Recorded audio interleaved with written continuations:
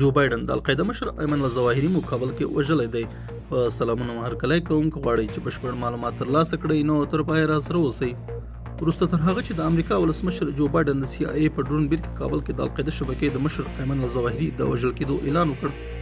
د امریکا د بهرنیو چارو وزیر وایي طالبانو کابل کې د ایمن الظواهري ته د پناه ورکولو له واشنګټن سره له لاسلیک کړي هوکړه لیک سرغړونه کړې ده.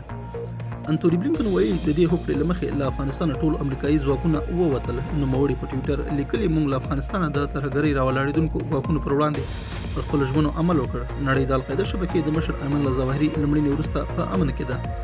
د امریکا متحده ایالتونو به د هغو کسانو په وړاندې خپل کار ته دوام ورکړي چې زموږ هیواد خلکو او ټولوالې ته ګواښ پېښوي.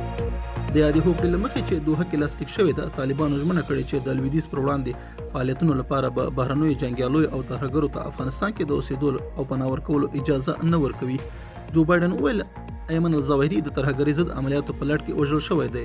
د اعلان په یو تلویزیوني وینا کې وکړ چې له سپینې ماڼۍ په ژوندۍ بڼه خپرېده.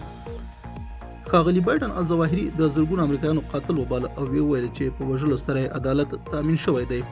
بایډن وویل زموږ استخباراتو د روان کال لومړیو کې د الظواهري د ځایګي پته ولګوله.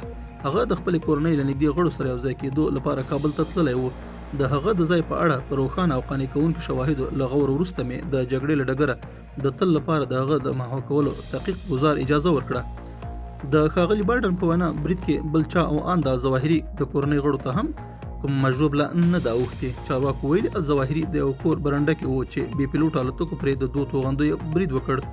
د امریکا ولسمشر دا هم روښانه نه کړه چې کابل کې د القاعده شبکې د مشر د حضور په اړه دا استخباراتي معلومات چا او څنګه ورکړي وو. د امریکا ولسمشر خپله وینا کې د طالبانو هیڅ یادونه ونه کړه او دا یې هم ونه ویل چې آیا طالبان په کابل کې د الظواهري پښتون خبر وو که څنګه. دا زموږ نننی چمتو شوی مطلب. تر بیا ښه وخت او ښې چارې.